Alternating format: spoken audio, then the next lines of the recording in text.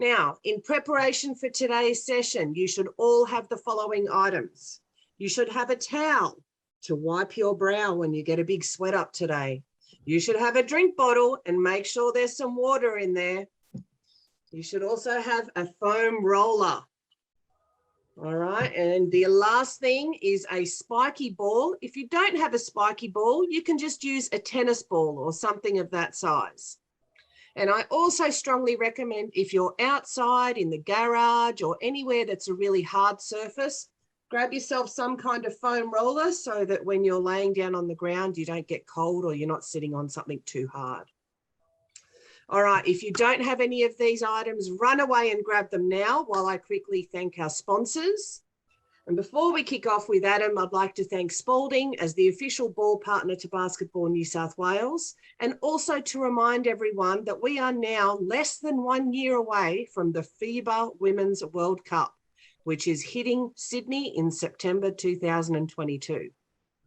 Now, today's presenter is Principal Physiotherapist Adam Messenger from Momentum Physiotherapy and Health Services, and they are also partners with Basketball New South Wales. Adam, thank you so much for presenting today. Without further ado, I'll hand over to you. Thank you so much, Isabel. Hello, everyone. How are we? So today we're going to cover some topics looking into injury prevention, and we're going to really focus on some stretching and some release. So hands up here, who's had an injury at some stage in their basketball career so far? I reckon it's most of us for sure. So what we want to look at doing is we need to work out ways on how we can prevent injuries keeping us off the court so we can be on the court a lot longer as well. So has everyone got their stuff now? You should have your foam roller, you should have your spiky ball and towel ready to go. I'm going to have Annalise and Tim with me today showing some of these things. So we're going to make it as active as possible. That way you guys can learn a few of these skills and you can put it in action when the time's right. So first of all, we're going to learn a little bit about what foam rolling and release means. So has anyone used one of these before? Cool. So these you'll see around. If you don't have one, most of your sports shops will sell these, or your local physio usually have them in stock. I highly recommend getting yourself one of these. It's a great tool to have as part of your kind of health and well-being, especially when you're playing a sport. So foam rolling is a great way of releasing all those tight spots in your muscles. It's an easy way. It's often pain-free. However, it can be a little bit uncomfortable at times.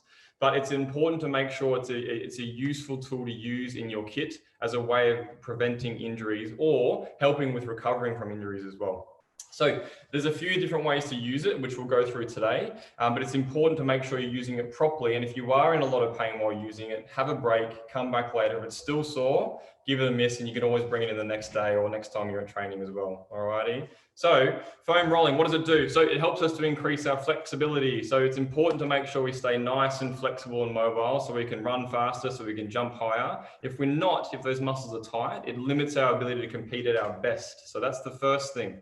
The second thing, it helps to improve exercise performance. So what that means is it allows our muscles to activate at their very best and allows us to compete harder as well. The third thing is it helps to reduce muscle soreness after we've trained or after we've been on the court. So there's a thing called delayed muscle soreness, and that's something that usually happens straight after training or in the next few days. This little tool here and a spiky ball or a tennis ball can help reduce that quite quickly. So it's important to get a good habit to do that. That way, if you need to go for back-to-back games or back-to-back training sessions, you can be on point a lot quicker as well. So that's kind of the three key things we want to be targeting when we're using these. And this goes in conjunction with or together with our normal stretching as well. Alrighty. So who here warms up before, stretches really well before they train? Some of us, most of us. Good. Who here does some stretching after we've finished training or after we've got off the court? Not as many. We need to make sure that's an important thing that we start doing as well. Alrighty. So first of all, we're going to look at how to do some dynamic stretching. So before we get on the court or before we start training, we want to make sure a lot of our stretches is targeted at keeping ourselves moving, get that blood pumping, get the muscles working. All right. So static stretching or holding a position isn't as effective before we train. We want to target some of that more after we finish training. Okay. So let's look at some dynamic stretching. So I'll get Annalise, my assistant, to come over. So our first one we're going to look at doing is we're going to target a single leg raise first of all. So we'll take that one off first, Annalise. So I'll get you laying on your back for me here, Annalise. So first stretch we want to do is we want to get our hamstrings nice and loose. So we're going to bring our leg up nice and slow as far as we can. Alrighty, we can give it a bit of assistance and then we're going to take it straight back down again. Okay, so we're not going to hold at the top, we're going to move through range. So let's do that 5 times, Annalise. Good, nice and slow. Good job, keep going.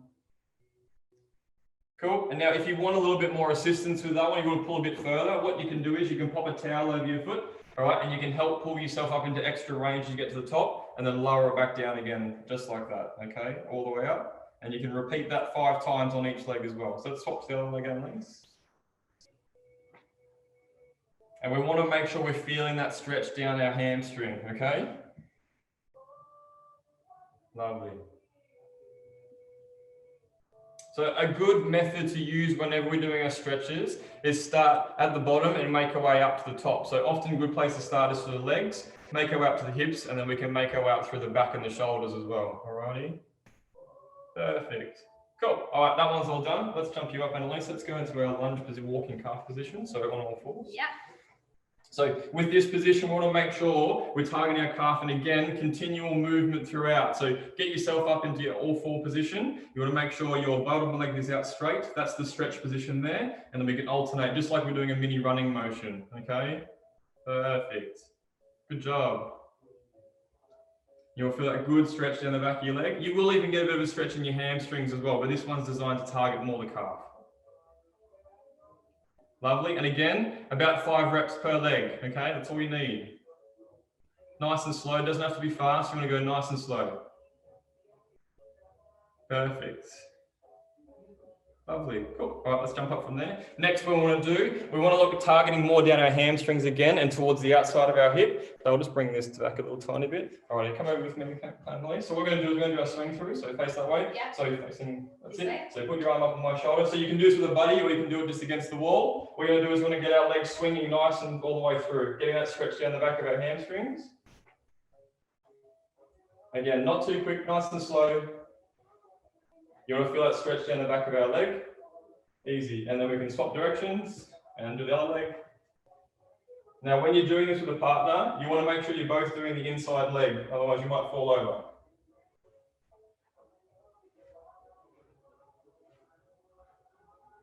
Perfect. Now, up in that same position, we then want to target more the outside of our hip. So we've just done more down the back of our legs. Now we want to target more the inside and outside of our hip. So to do that, again, this time we're going to face each other. Yep. All right, and we're going to do our legs going across. Okay, so we're going to swing it through. Yep, that's it. Opposite leg, that's it. Again, nice slow movements. 5 on each side. Perfect, and then swapping sides. Same on the other side. Good job.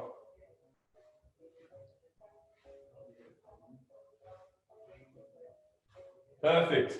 Cool. So that's a good way of just softening up the muscles down the back of our leg, the front of our leg, and around our hips. We're going to get more mobility through there as well. The blood's starting to pump, which is what we want. Now we want to start getting a bit more mobility through the hip as well. So a good way to do that is to do some of our crab walk. So if you don't have some band at home, you can do this without a band, but if you do, you want to slide this over your legs, just like so. Annalise will show you. Perfect.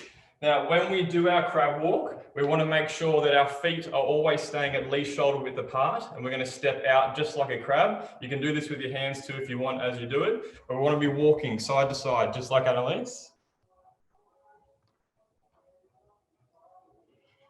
And you want to take about 10 steps each direction if you've got a long enough hallway. Otherwise, you can do whatever you've got space for. Now, make sure when you're doing your crab walk, you're not bopping up and down each time. You're staying nice and flat throughout the exercise, keeping those knees out into the band. Or if you don't have a band, just making sure you're keeping your knees out. That's the way. Perfect. And one more back this way on these. Lovely. Perfect. Cool. So now we've got a bit more blood pumping through our glutes. What we want to look at targeting now is getting a bit more mobility into our more of our plyometrics or our dynamic movement. So we want to be looking at some more of our jumping movements before we do a bit of work on the roller. So what that means is we want to target our double leg jumps and then our single leg jumps as well. So I'm going to go through this one with you guys. So first of all, we want to make sure with our double leg jumps, it's not about jumping as high as you can. It's just about making sure you're landing and you're stable when you're doing it as well, getting all those muscles through our legs firing. So we're going to start down nice and low. We're going to jump up and finish with our arms back down by our side again. So we jump up, arms come above our head, and then we finish with our arms back down. Okay, so up, back down, making sure nice stable legs as we land, and we're going to go for 5 jumps in a row. Okay, so we're going to go up, down. Make sure nice sturdy legs, keep those hips level as well. Alrighty, good job.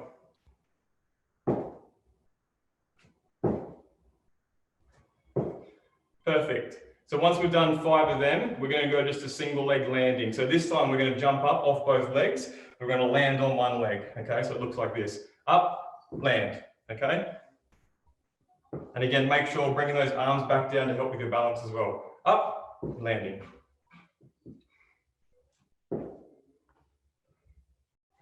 And then 5 on the other side as well. Alrighty. Good. And just be careful, guys. Try and make sure you keep those knees in line with your toes wherever you can. So when we land, we're going to make sure our knees nice and straight. All right, try to avoid that dropping in. Good job. Hey, how are you? Perfect. So again, the number's 5. Okay. So once we've done both legs, single leg each side, then we want to start increasing our distance with our jump for the next warm up. So this time, same starting position. We're going to jump about 1 meter out in front of us. Okay, so arms down, jump, land. 5 times.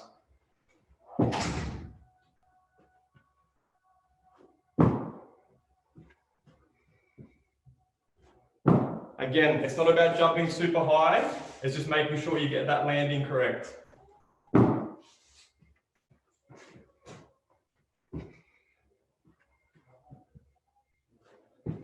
And the next part is you want to then try, and if you're getting that good, you want to make sure you're trying to soften your landing. So as least sound as possible this time when you hit the ground.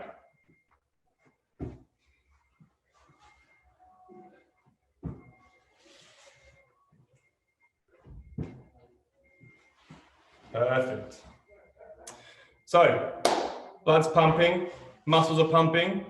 We're feeling good. So now what we're going to move on to is a bit of our release. We might have noticed that we've got a couple of tight spots as we're doing those exercises. This is when we want to look at using either the spiky ball or the foam roller. So, Annalise, let's look at targeting the outside of our thigh first, yeah. Okay? So, roller goes on the floor. Like so. We want to make sure we've balanced our body. So this leg, top leg goes over the front so we don't fall forward or backwards. Bottom leg out straight, hand here to support our weight. And then we can roll nice and slow along those tight muscles.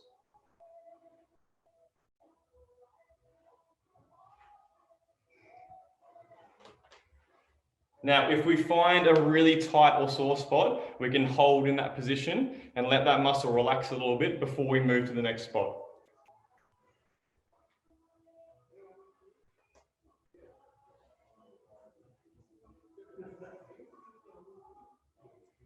So with regards to rolling, you only need to spend about 30 seconds to a minute on each muscle group, okay? So once you spend that time, you can then switch legs, okay? So we'll go the other side.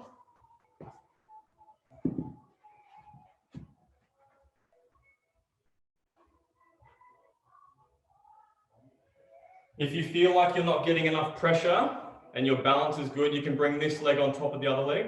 So bring that one down. Yeah. That's it. And then you can put more pressure down through the roller with both legs up on it then, all right?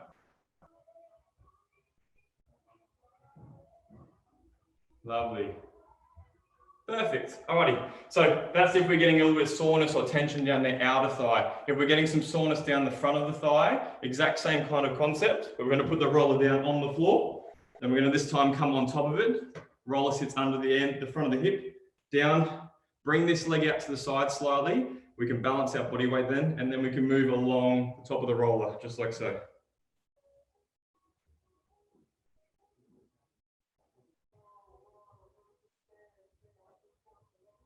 If we've got a tight spot, We can hold it in those spots then as well.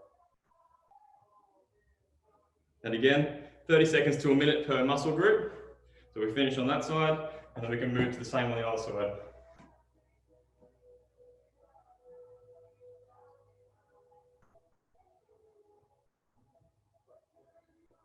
And again, holding in those spots that are nice and tight or sore. Perfect. Now, it's important to note, whenever we're doing anything with the roller, we want to make sure that we do it within 10 minutes of training or within 10 minutes after training. The reason being is the effects that we get from these only last a short period of time. So it needs to be combined directly before or directly after we train, alrighty? So if you're planning on doing it before when you're at home and then you're driving half an hour to training, you need to make sure you do it again when you get to training, otherwise the effect is not going to be too good, all right? So there's some key ones through there. Then we want to do calf, so pop up here for me, Alex. So calf time, so down the back of the leg again. Roller goes underneath the calf. If we want a bit of extra pressure, this foot comes on top, and then we can push down through this leg and then get a bit more release through those calf muscles. That's the way. It's a free upper body workout too, which is good.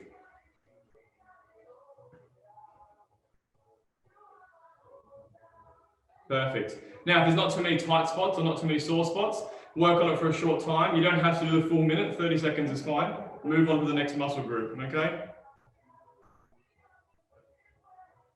Perfect, cool. All right, next one you can do, you can look at work on the hamstrings, which is these muscles down the back of the leg. Same kind of position again. We want to push our body weight up, and then we're lifting both of our legs off the floor as well, moving along the hamstring. You can move your legs onto the outside or onto the inside as well, based on where you're tight. So just find those spots again, and then you can work your way through, all right?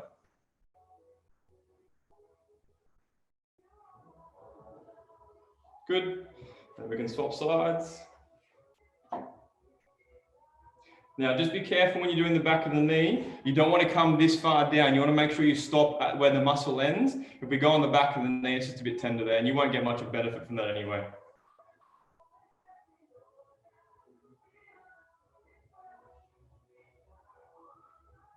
Perfect. Alrighty. So another key areas that some basketballers often get stiff and tight in is through their back. So the roller is a great technique we can use through our back as well. So I'll get Annalise again. So what you can do is we've got our two areas of our back. We've got our thoracic spine and our lumbar spine. Those are the two key areas that get a bit stiff and sore. So we want to help the roller get us a bit more arching through there, a bit more mobility. So if we're doing the lumbar spine or low back, place the roller just above the hips, and then we want to support our head, and then we can arch over the roller nice and slowly, and we can just hold. Now you don't need to roll on this, you just want to hold that position over. That's it. And then back up. And if you want to change the position, you can then move the roller slightly and then arch again over it. You can do little sways of arches over, or a sustained hold is fine as well. And remember, always with stretching, make sure you're controlling your breathing.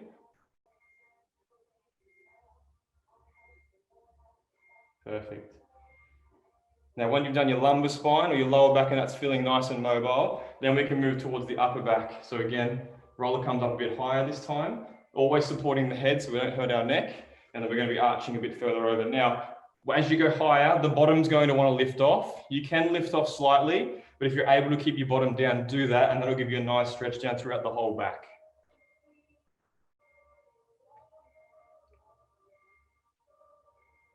Again, 30 seconds to a minute per area, and then moving on.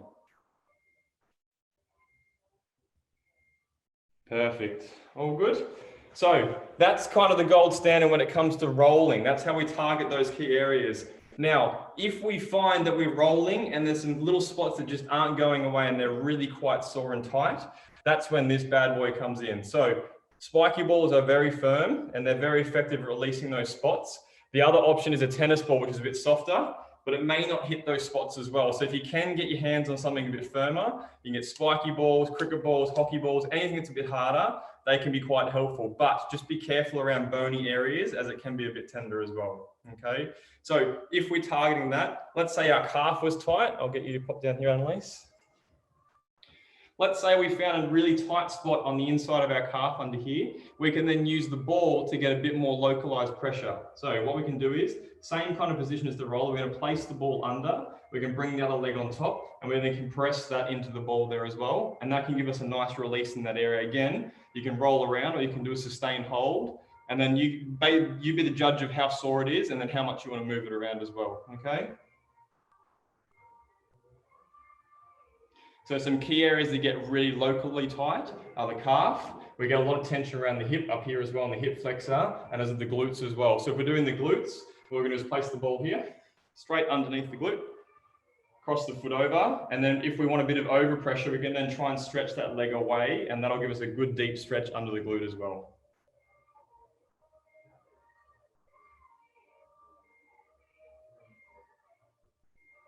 You don't have to add the cross leg in, but if you're finding you're not getting much of a stretch just from holding that position there, adding the cross leg over will give you a bit more of a stretch in through there, which feels good.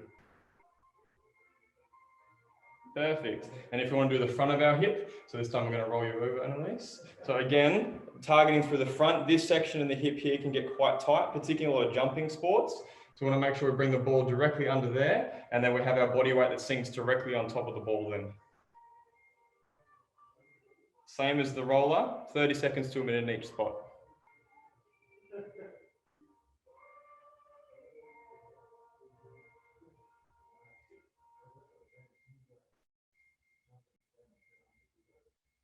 Perfect.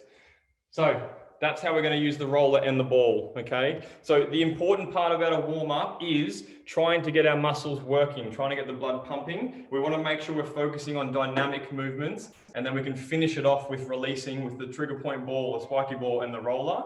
That'll hit some of those deep trigger points or deep tight spots. We're ready to go on the court then, okay? It's important we cover those areas, otherwise there is an increased chance of us getting injured. Injury means less time on the court. No one wants that. So we need to make sure we're putting time aside.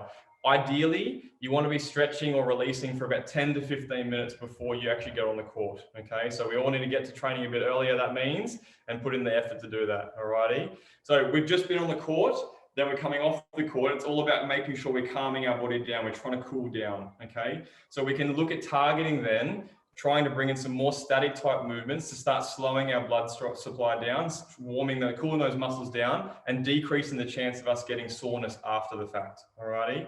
Now, just on that, when we talk about injuries as well, if we have an injury that we've just done on court, we want to try to avoid too much stretching or too much pressure on the area. So always important to make sure you get that checked out first before you put too much pressure, but you can target the areas around that. So let's say I just injured my calf. I can still do release up in my hip and around my hamstrings and my back, but I don't want to be doing too much around my calf. It's always good if we have an acute injury, which is a fresh injury, especially if it's related to the muscles or the joints. We want to get ice on there as soon as we can. Try and let that pain and inflammation settle down, and then we can get it moving once it's been checked out as well. Alrighty.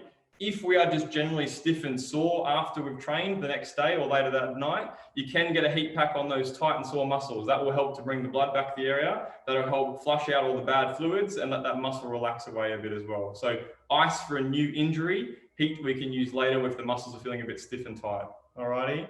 So cooling down, we're going to target more static type positions, all right? So we can easily jump straight back on the roller after we've trained. That's a great way of getting those muscles to calm down and getting some elongation or stretching through those sore and tight muscles. So we can go straight back into those same movements through the back, through the hips, through the legs. That's fine, all right? We'll go over a couple of them again. But what we can also do is we can do some more static type stretching now as well. So our first one with the hamstring, what we might do is we'll bring this one over here. So Annalise, I'll get you just to do a standing hamstring stretch on that one. So everyone should have seen the standing hamstring stretch before. So up on a box or on the floor in front of you, we want to bring our foot out in front, toes off the floor, and we want to make sure we're bringing our trunk over our leg and getting a good pull up down the back of our leg. Alrighty, so that's a good hamstring stretch. You will see some people grabbing the underside of your toes. If you're that flexible, good job. I'm definitely not that flexible. So if you can do that, go for it. Perfect. And then holding on the other side as well. So when we're doing these stretches, again, a good kind of gold standard for any static stretch is to hold for about 30 seconds. There's no added benefit to hold any longer than 30 seconds. So 30 seconds is enough, and you can repeat on each side a couple of times. Alrighty, back to the other side. Good job.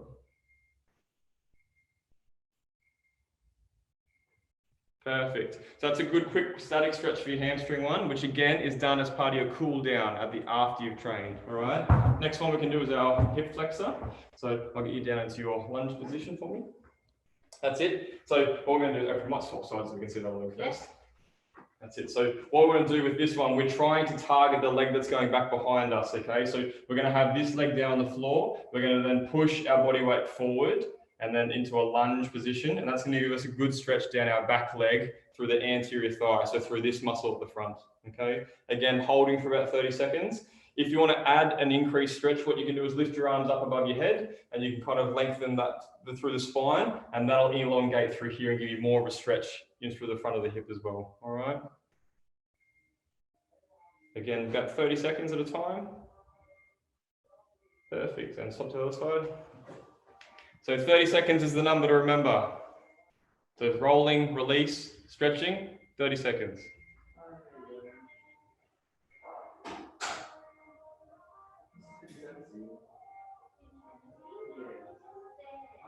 Perfect. And swapping sides.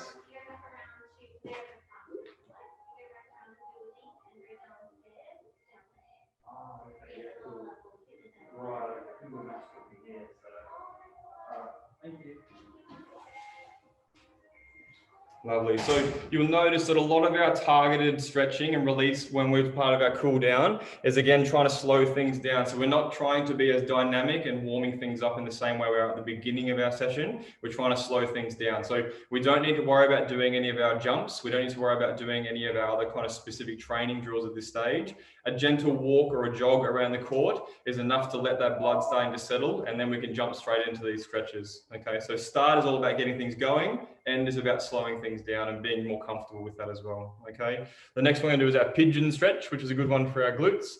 So we're going to come down onto the floor.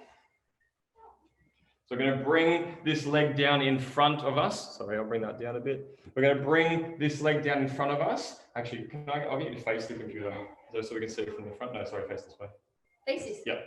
So we're going to bring the leg down in front of us, just like so, and we're going to bring our body weight over the leg, okay? And you can rest your forearms on the floor, and it'll give us a good stretch down through the glute, okay? So we'll go side on again so you can see it from the side now.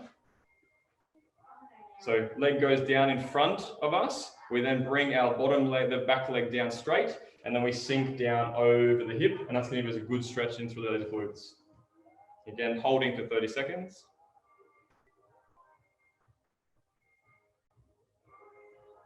And the other thing, you'll see some people pulsing when they do static stretching. You don't need to pulse, no bopping, no moving, just hold. That's all you need to do. Control your breathing, relax. You've just done a big session. This is your time just to take it easy and chill, all right? Other side.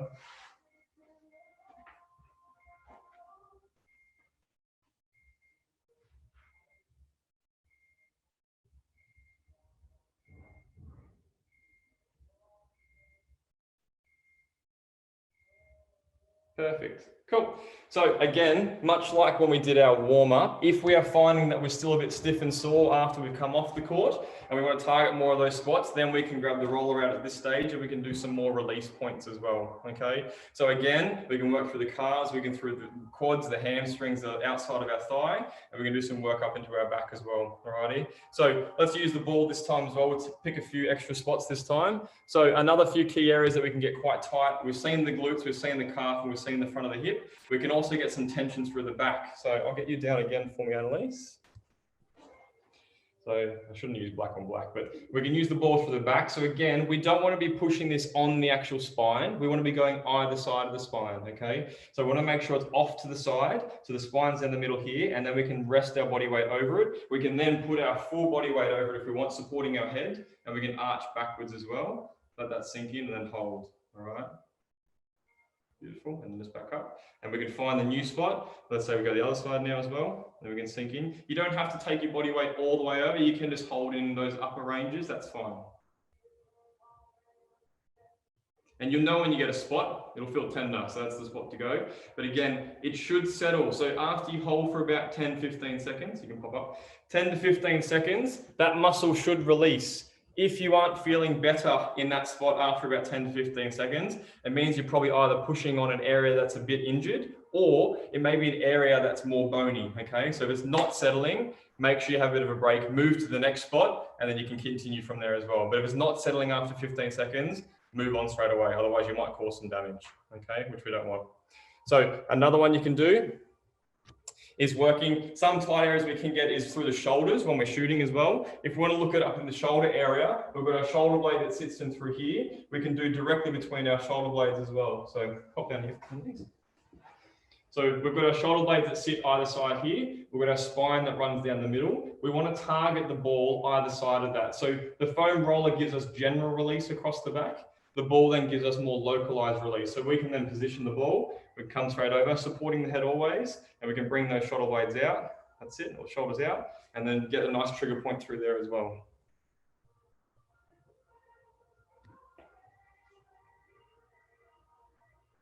Again, 30-second holds in each spot. And then we can lift off through there. We then might move the spot to the opposite side. Lovely.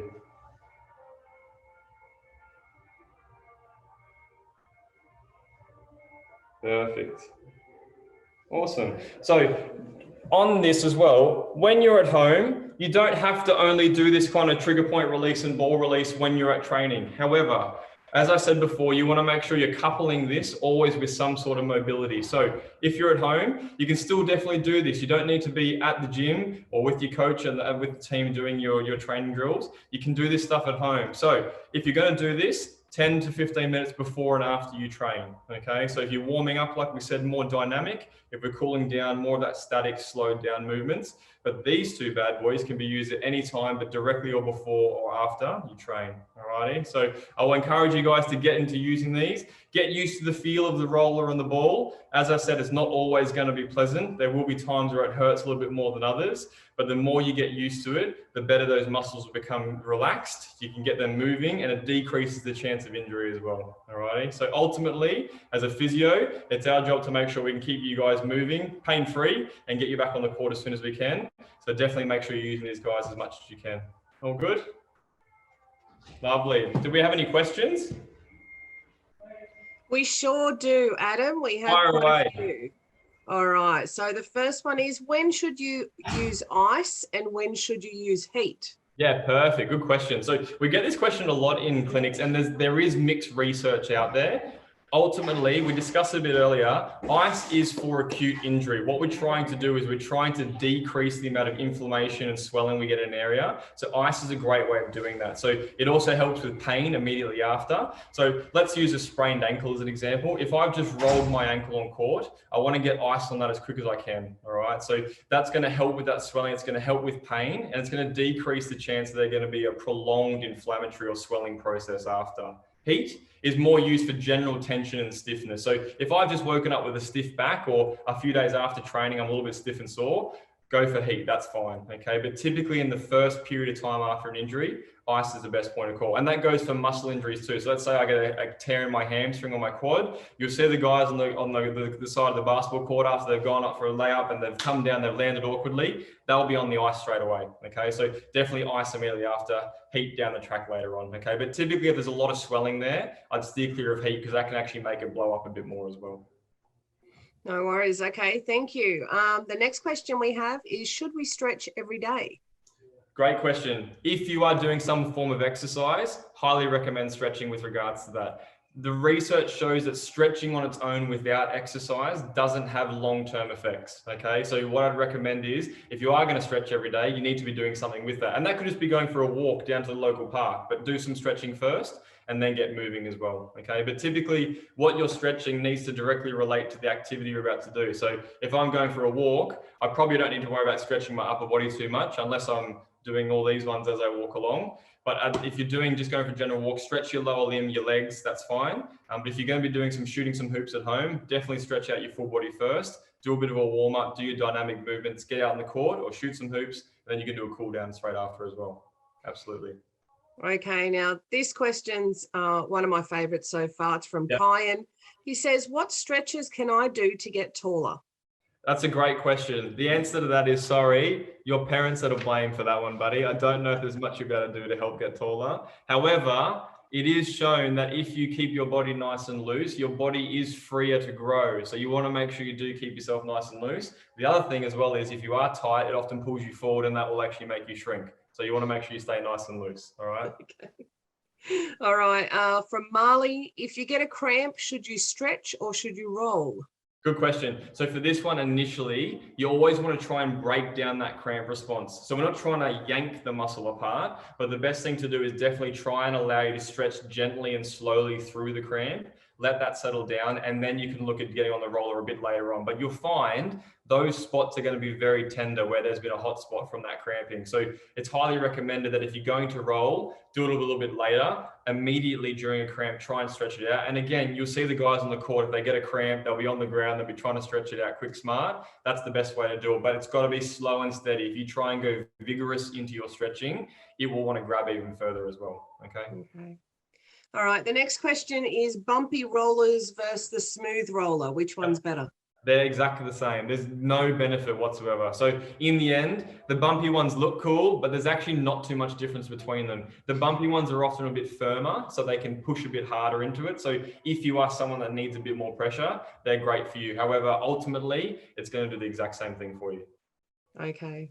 We'll do another couple. How do I help an injured ankle or injured knee? Yeah, sure. So it really depends on the type of injury. However, if it's something that's to do with an overuse, and a lot of that's going to come down to making sure you keep the area mobile. So we want to keep our stretching up, keep our strengthening up, and we need to make sure we really work a lot on balance, particularly for ankles and knees. So the most common injuries of ankles are a sprained ankle, and that's ligament based. So the best way to stop that from happening or prevent it from happening again in the future is to get a lot stronger. So we want to see a lot of jump training. We want to see a lot of balance drills as well. That's probably the key when it comes to knee and ankle. But in the early stages, we definitely need to make sure we're doing the right things with our icing. We need to make sure we do the right things with our compression and elevation early on, and then we can get into our stretching programs after. But knees and ankles and basketball, they go hand in hand.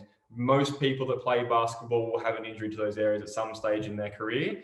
The extent of those injuries is going to vary, but the biggest thing is making sure you stay strong, making sure you stay mobile. So stretching for those areas, 100% great tool for that. Okay.